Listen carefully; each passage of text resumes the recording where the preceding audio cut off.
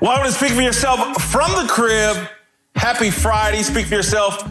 Brought to you by Hyundai. Jason Whitlock, Marcellus Wiley.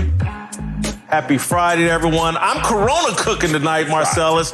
Fried chicken being served at my crib. My specialty. We're throwing down. Ooh. All right, we got a great show planned for you today. Peter King's going to join us in the next segment. The authority on the NFL. We're going to talk about, was Jordan Love, were the Packers drafting Jordan Love, was that disrespectful to Aaron Rodgers?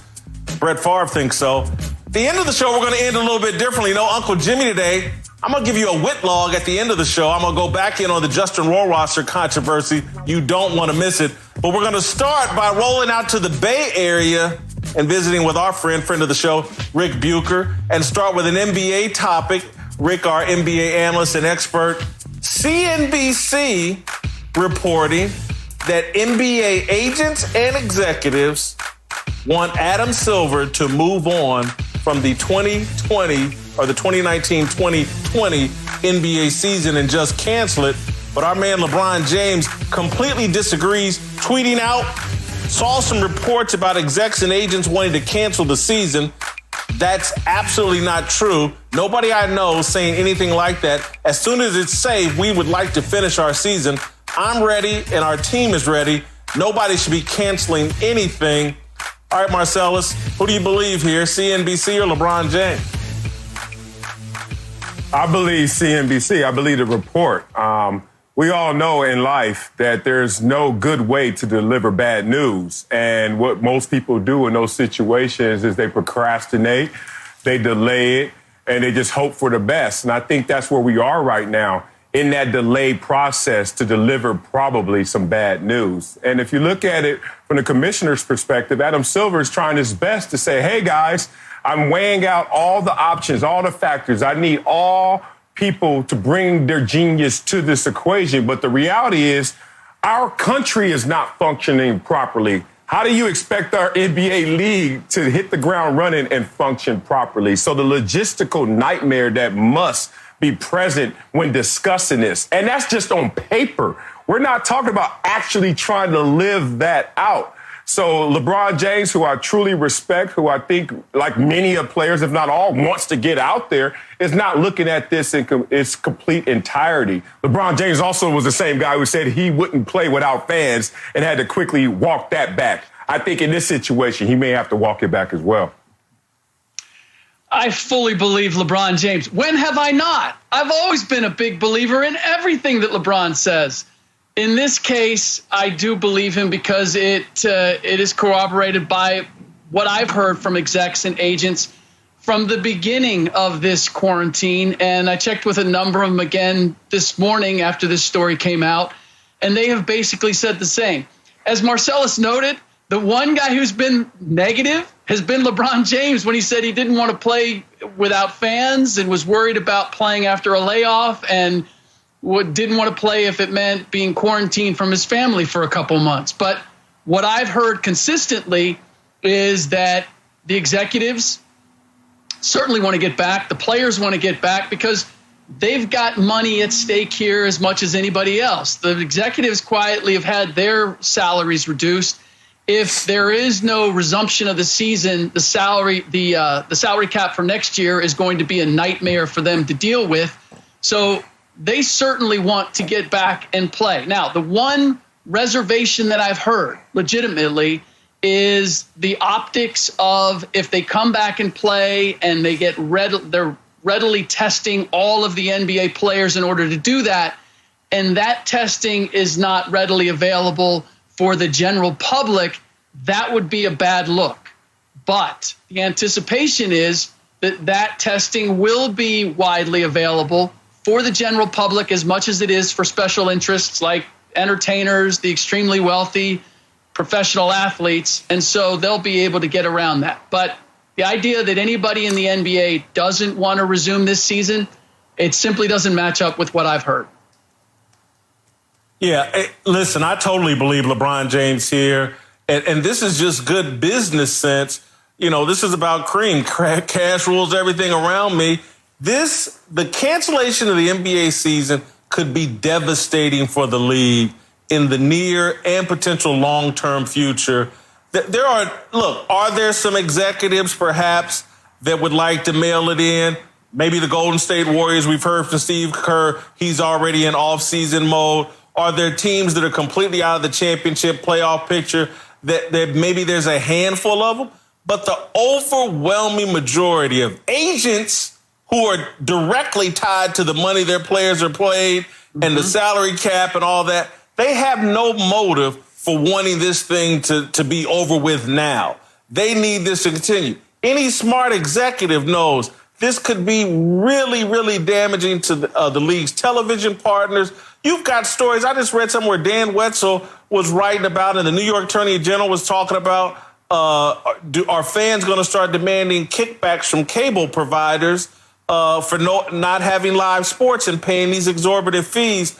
So, look, CNBC got a hold of a couple of people, but when I think about who's really well-sourced in this league, LeBron James or CNBC on this one here, and I don't really think this is about LeBron James just wanting to win a championship. This is a guy that, again, he's ruled by money, and he wants the league to be healthy, and it's in his best interest for it to be healthy. Marcellus, I completely believe LeBron James here.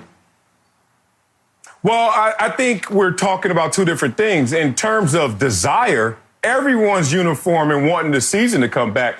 But we're talking about reality, and I think that's where the schism lies. The schism is what's inevitable. And you can have all the optimism in the world, but if it's inevitable that you're not going to be able to play going forward, that's where this report is landing in terms of that population of people who are like, look, Adam Silver has always erred on the side of caution. It's almost 2 months removed from the last NBA game played, and we don't have one greater understanding of when we're going to play. So some of those people are being realists, not pessimists, just not an optimist anymore, because they're like, what is the reality of all of this coming together? You still have to finish the regular season, still have to finish the postseason. We still have to pick the location, logistics. We have to have fulfillment and people in place. The testing PR angle that Rick Bucher brought up is a huge one. Los Angeles just said that they want all of their residents to be tested, and they will allow for that. But that is not nationwide. So I'm just talking in short of the issues. And I think some execs are saying there are more issues than that, and we're no closer to the finish line. We might have to blow it up.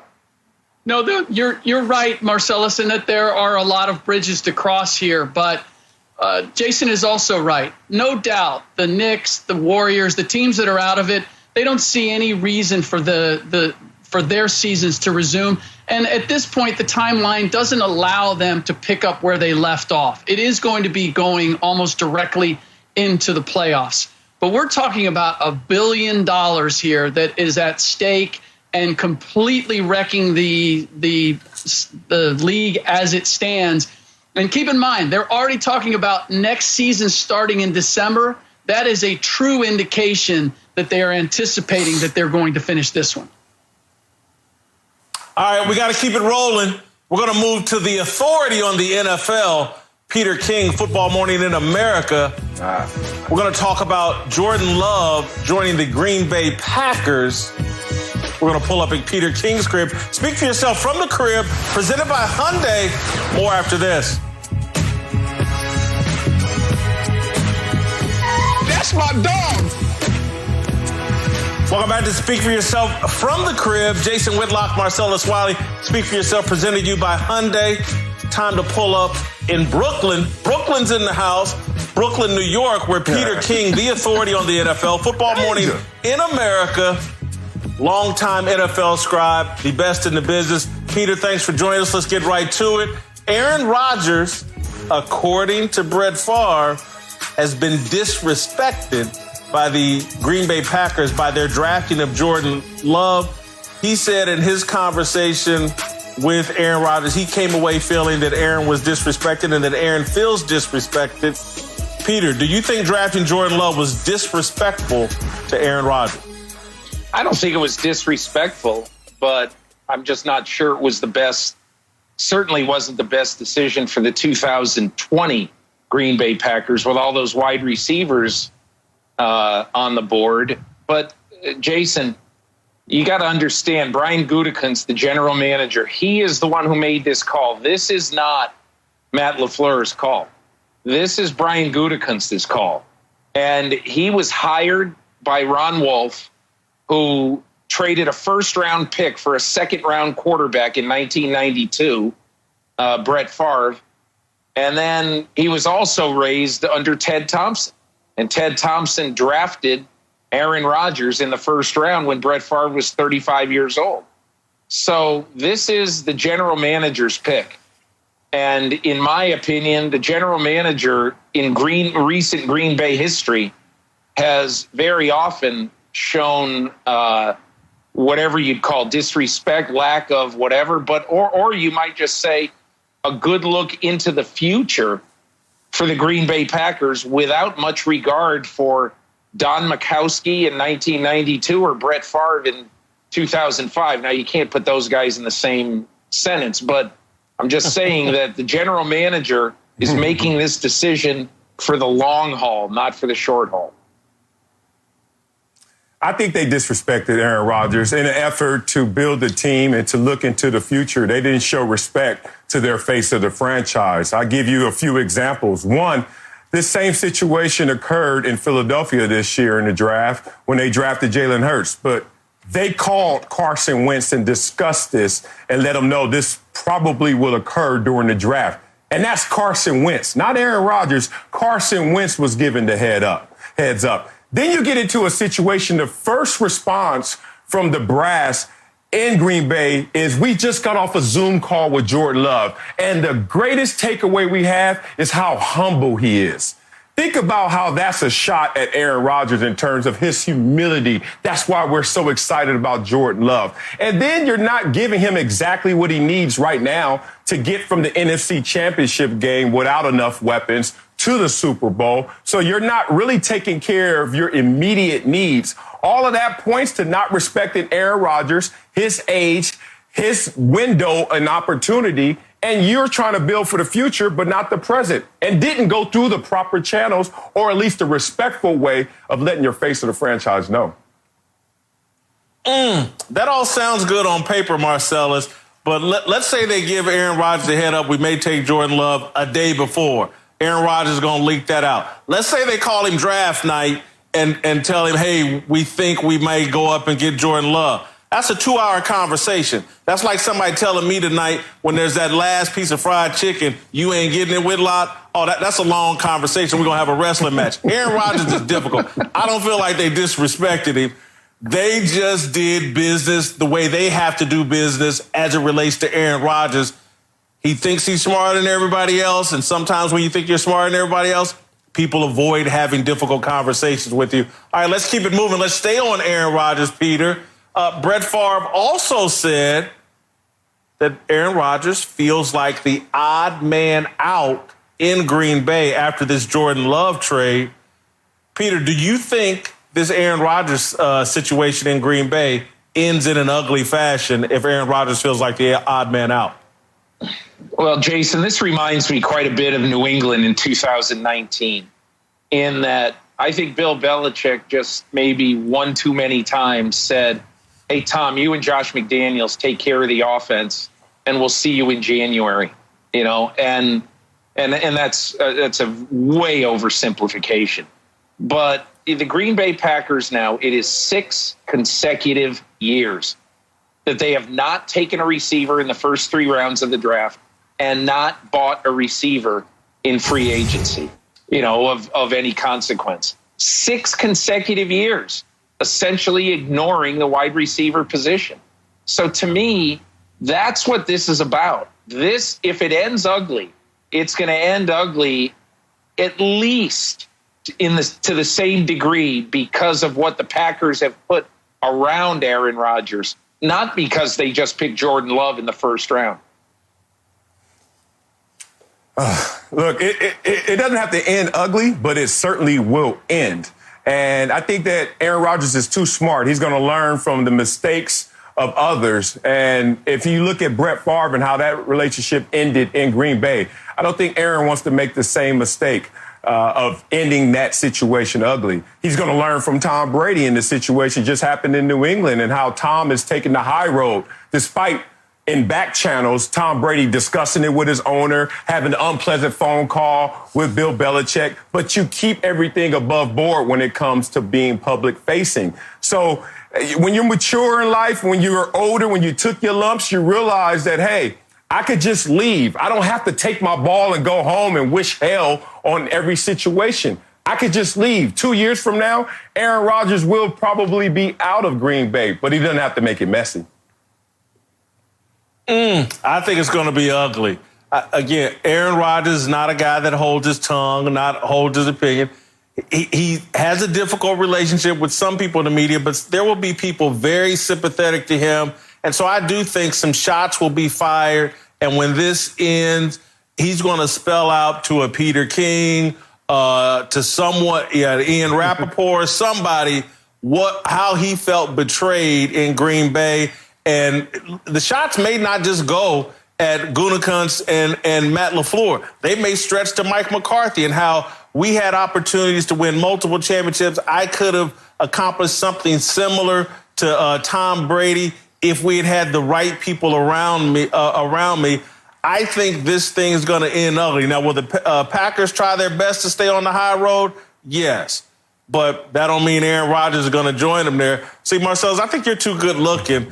When you're a guy like me, it never ends pretty. It never ends amicable. It never ends well. I'm always upset and bitter and taking pot shots at everybody. Right. So, yeah, I just think you're too good looking. All right, let's move on to Cam Newton, maybe the most interesting guy this offseason. He can't find a team. The 2015 MVP has played in a Super Bowl, has played at a high level for short spurts over the last 5 years.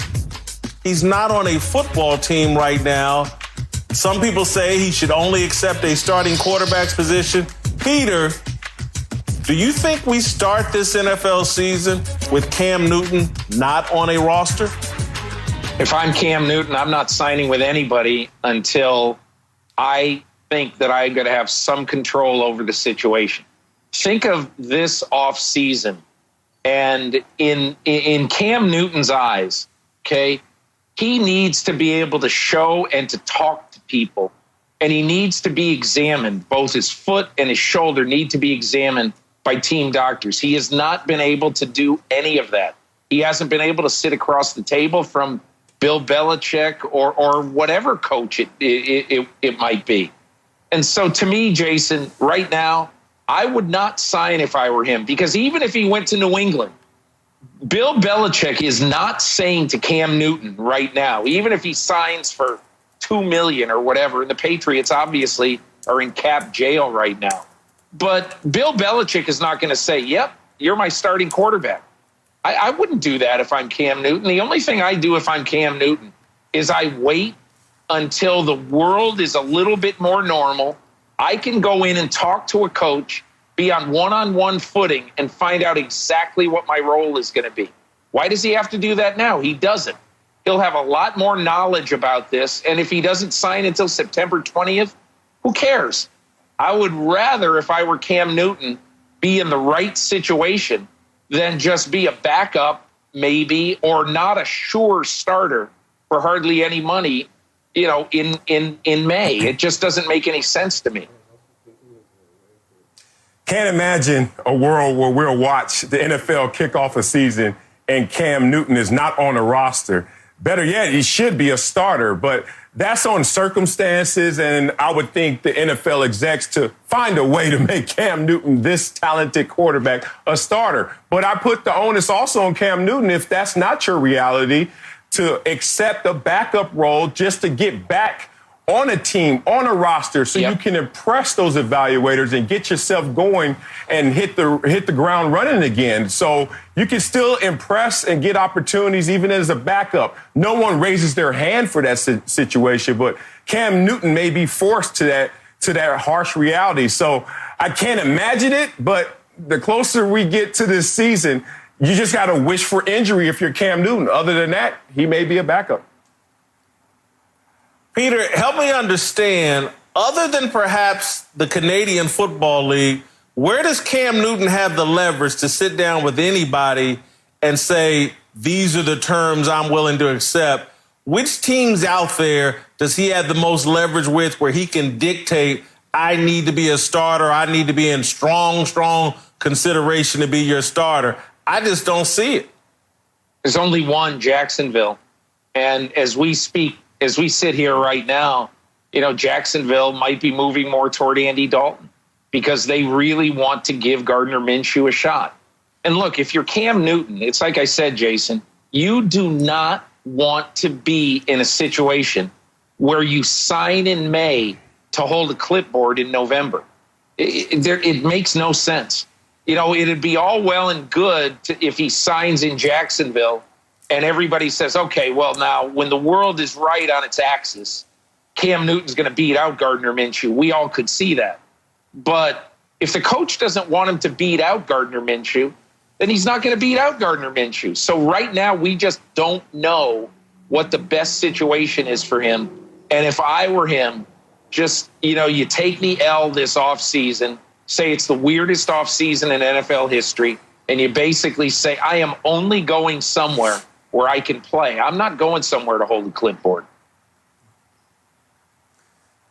I wouldn't go anywhere to hold a clipboard either. I love the fact that you pointed at the calendar and told him to exercise patience. You get in this situation for various reasons. I found myself latter part of my career in this same situation where, hey, Marcellus, you could come here, no guarantees, but let's see what you still have in the tank. And I think because of what's happened this offseason and because of the last two injury-riddled seasons for Cam Newton, he may find himself in that place, but that decision doesn't have to be made right now. And I still can't fathom that there will be a world where that much talent is sitting on the shelf and not on the football team.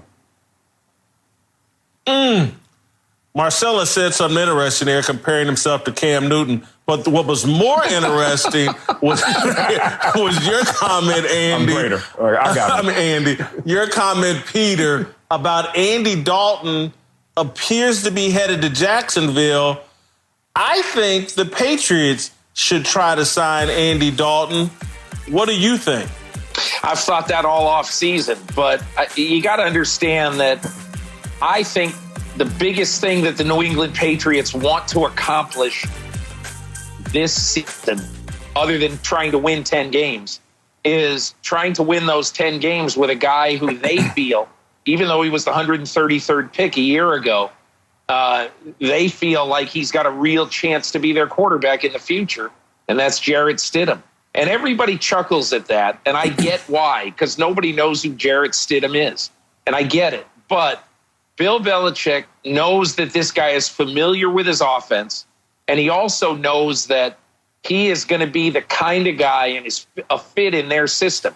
Now, look, Andy Dalton, in my opinion, is a perfect Patriot.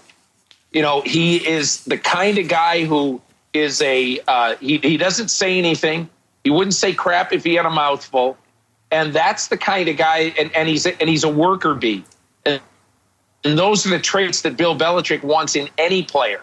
And that's the way Tom Brady was, essentially, for 19 years. Andy Dalton would be exactly that way. And obviously, we know who Andy Dalton is. He's got a ceiling. But I think I would be more comfortable if I were the Patriots signing Andy Dalton, letting the best man win, and going into the season with either Dalton or Stidham playing for him. I wouldn't sign Andy Dalton if I were the Patriots. It just doesn't excite the imagination enough. Think about it. If you have someone you have belief in Stidham, why not roll the dice and see what he can do on the field? I think everyone right now is suffering from the fear of the unknown. Since we don't know enough about Jarrett Stidham, we are scared the Patriots are going to crumble. Not Bill Belichick. He's fine with that. So if you look at this situation, trying to replace a legend, Whitlock thought it was funny for me to compare myself to Cam Newton. Wait till you hear this Bruce Smith comparison. This is taking me back to 2000 when they let Bruce Smith go from Buffalo after having only 7 sacks. And then there was this lowly bald-head dude sitting there saying, hey, it's my turn. And everyone on the outside world was like, what? You're going to try and replace Bruce Smith? Went out there and had 10.5 sacks on the back surgery. So I know Bruce Smith, but I was able to fill the gap and I was able to keep things rolling going forward. I think Jarrett Stidham deserves that opportunity, especially since he's in-house, knows the system, and with this abrupt offseason, why not roll with something familiar? Well, and we got to wrap up here, Peter, but thank you so much for joining us. But I think the interesting thing you said, Peter, was Andy Dalton appears willing to go to Jacksonville with no guarantee that he's going to even be in competition with Gardner Minshew. So why couldn't he go to New England and back up Jarrett Stidham if he can go to Jacksonville and back up Gardner Minshew? New England would be the better play, I think, for Andy Dalton and the New England Patriots. Peter, thank you so much for joining us. Really appreciate it. Hopefully we'll have you again. All right, stick around. We're going to go out to Iceberg Jim Jackson's crib and talk some NBA. David Falk, Michael Jordan's agent, says that Scottie Pippen is jealous of Michael Jordan. We'll see what Jim Jackson thinks. Speak for yourself from the crib, presented by Hyundai. Well, look, you talk about New England's system, it's going to change. We think about New England as always having this stagnant system because they had the same quarterback for 20 years. For years. For a whole ancestry. You get a Cam Newton, Bill Belichick and his genius, who used to run a two-man front in the playoffs. You think he's not going to change because he now has a different quarterback? Oh, no, he's Brady. Give him Brady's plays. Hey, I got more for you. No, hell no. Hell no. Come on, y'all. This is Bill Belichick. He's pliable. Y'all crazy. Yes. Belichick will adjust. That's what he does. Come on, y'all. Not gonna happen.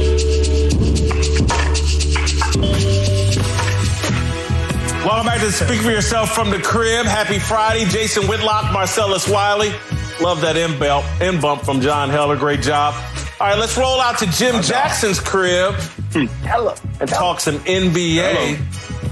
All right, Jimbo. David Falk, the former and I would imagine still current agent for Michael Jordan, had some interesting comments about Michael Jordan and Scottie Pippen's relationship. David Falk's seen, I think, all the episodes of The Last Dance documentary on ESPN, and says as the series goes on, we're going to see that Scottie Pippen wasn't a great competitor and has some jealousy issues with Michael Jordan. Marcellus, get us rolling here. You believe Falk here that Scottie Pippen is perhaps motivated by jealousy as it relates to Michael Jordan? No, I don't believe he's jealous of Michael Jordan. I think that's too strong.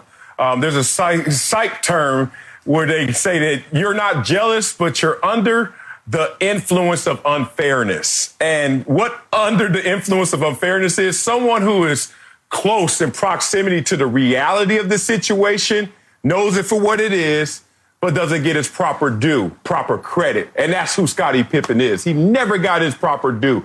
Even this documentary is called Jordan and the Bulls.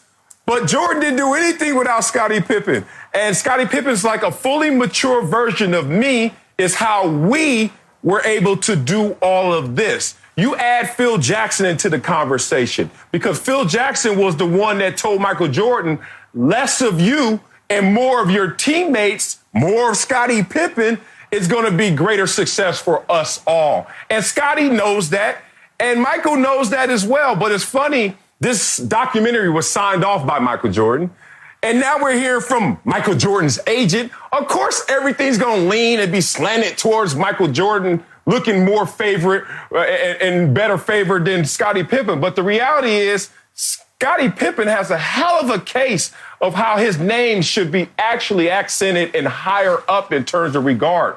But it seems like no one cares about that.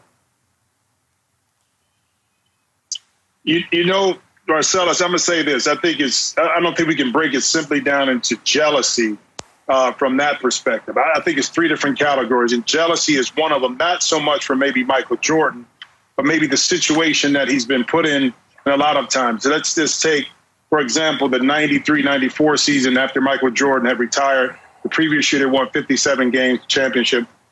That year, with Michael gone, they won 55 games. Pippen averaged 22 points. They lost in the second round to the Knicks in the 7-game series. But he really didn't get the love that he thought he deserved during that time, even winning 2 less games without having Michael Jordan. But again, you didn't win a championship.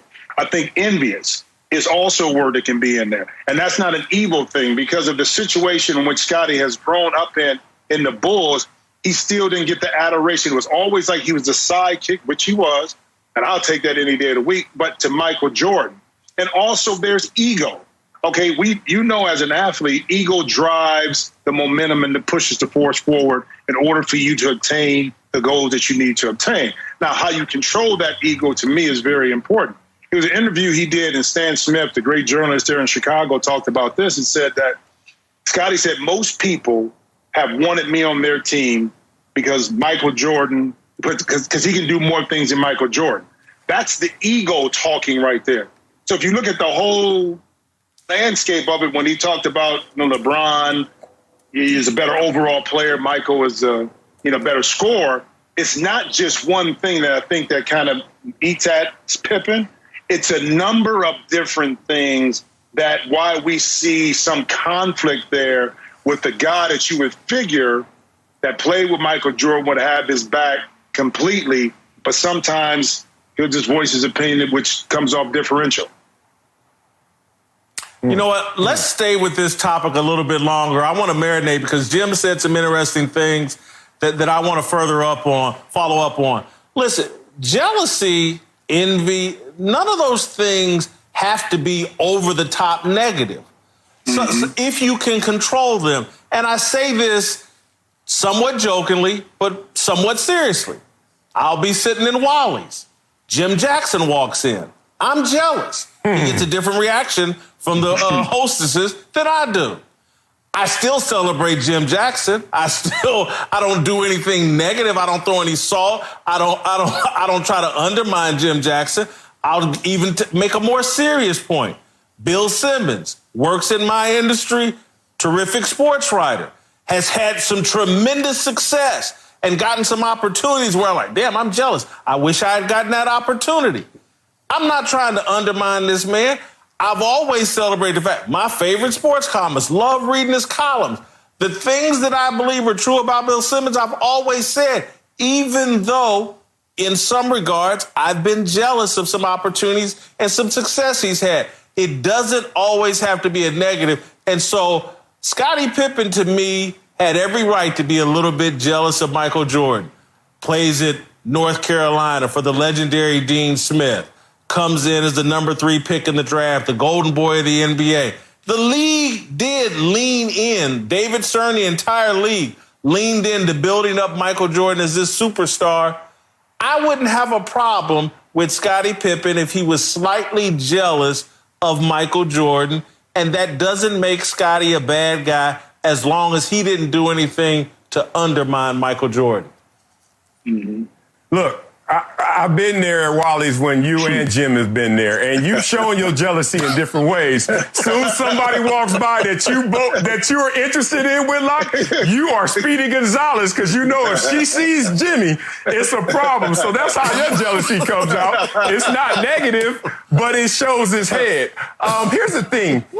There's only one thing that Scottie Pippen is guilty of: being a teammate of the greatest player ever.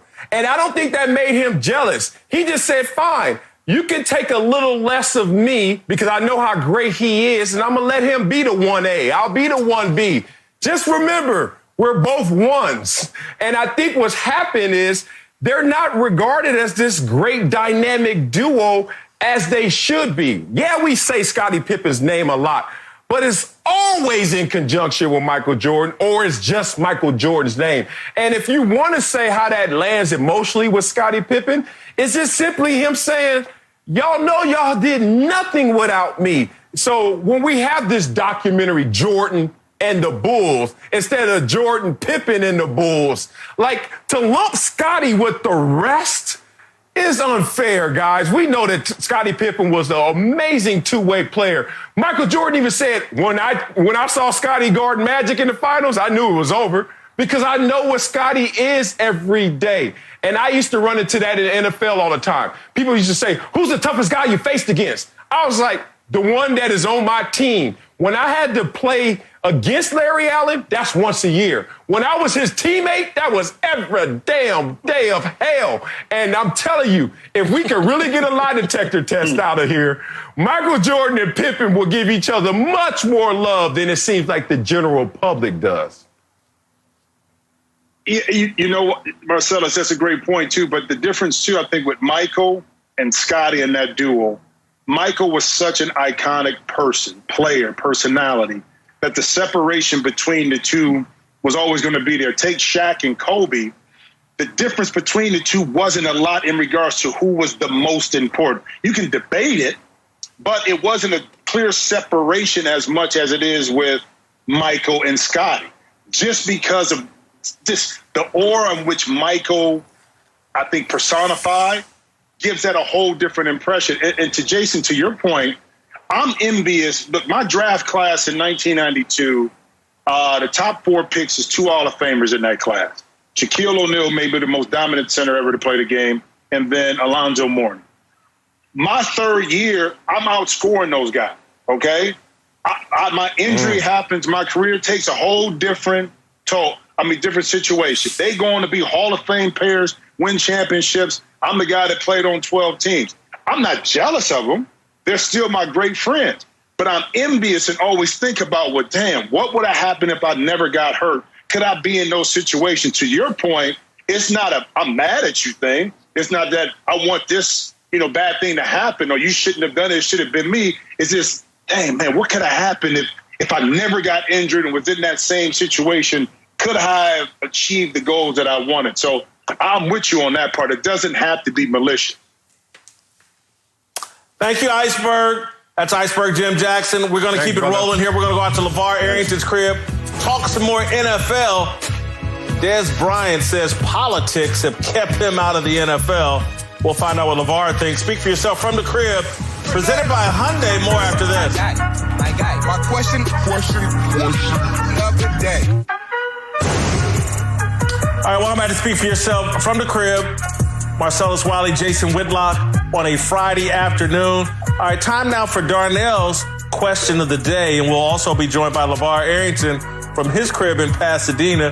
Darnell, LeVar, welcome. Darnell, homeboy, take it away. Yes, sir. Let's talk Dez Bryant, who recently made news about violating social distancing guidelines and working out with Dak Prescott and some other Cowboys. Dez had pretty rapid decline in Dallas and was out of the league by age 30. But now he says there was a different reason, claiming on Twitter that politics is what killed his career in the NFL. I wanted to ask you guys, do you think there's any truth here? No, I don't. Dez couldn't get open at the top of routes anymore. Dak Prescott came in as a quarterback, totally different animal than Tony Romo. And then Dez tore up his Achilles tendon, and that's why he's out of the NFL. Woo, this is a tough one, man.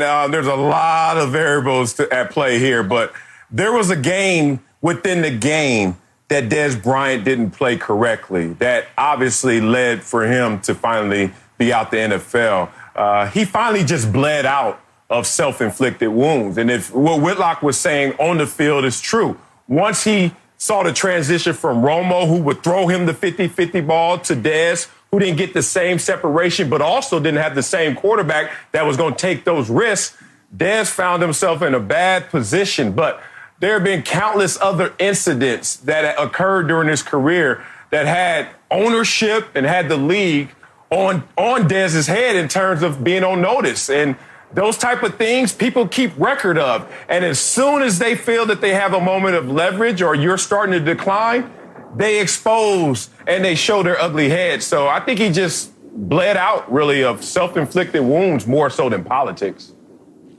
Come on. Of course it's politics, y'all. It's politics because he politically messed himself up.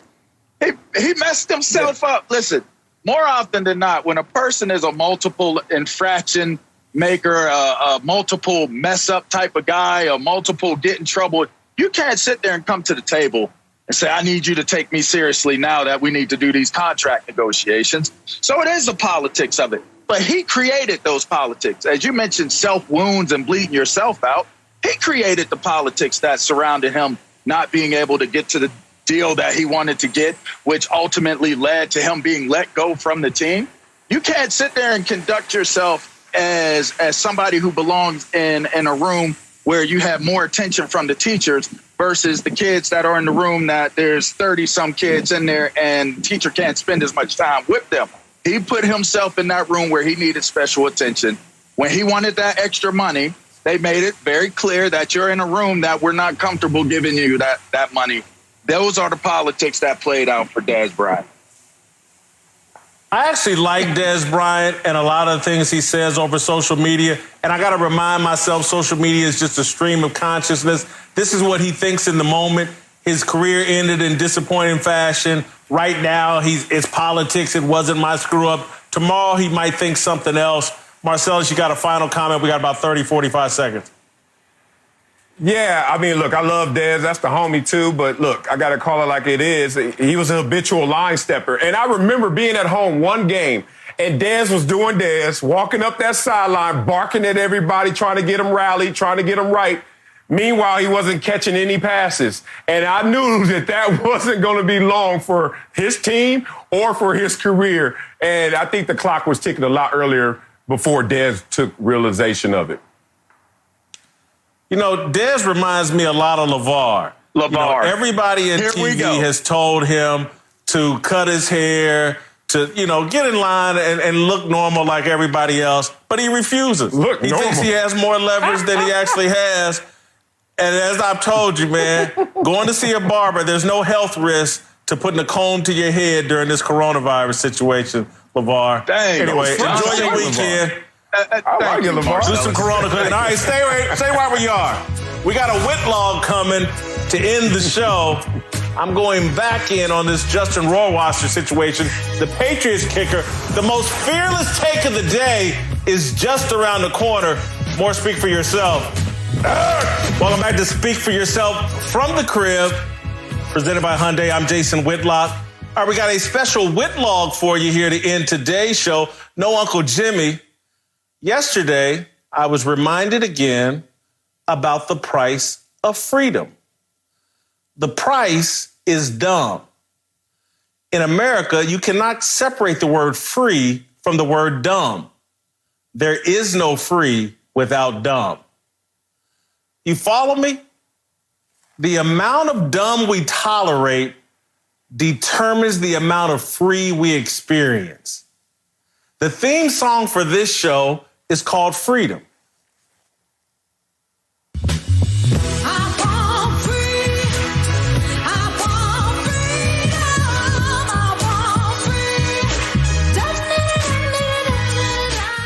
I believe in freedom. I love it. Yesterday, I got a little overheated talking about the Justin Rohrwasser story. The Patriots kicker who has been vilified and accused of racism for loving some gun-loving, small government supporting, they're calling it anti-government. He's getting killed for having a tattoo that seems to celebrate them. Twitter troll Jamel Hill thinks the tattoo proves that Justin Rohrwasser is some sort of white supremacist. ESPN podcaster Bomani Jones thinks the tattoo means that Bill Belichick should be questioned or cross-examined by Johnny Cochran for drafting this kid. Hill and Jones's opinions are dumb, but we have to tolerate their dumbness to remain free. That's what I mean when I say freedom. And we all have to remind ourselves that we're all capable of being dumb. I certainly am. When I was Rohrwasser's age, I wanted to join the Nation of Islam, the black nationalist religious group that turned Malcolm X from crook to scholar and whose members later murdered him when he disavowed Elijah Muhammad. The Nation of Islam preached that white people are the devil and that black people are supreme. When I was in my teens and 20s, I ignored their racist rhetoric and the murder of Malcolm X. I was attracted to their belief in black self-reliance. I strongly believe in self-reliance and self-responsibility. My father and mother taught me that. On the bright side, we're all more free because of the dumb we've tolerated from Hill and Jones. God bless America, and we'll see you on Monday.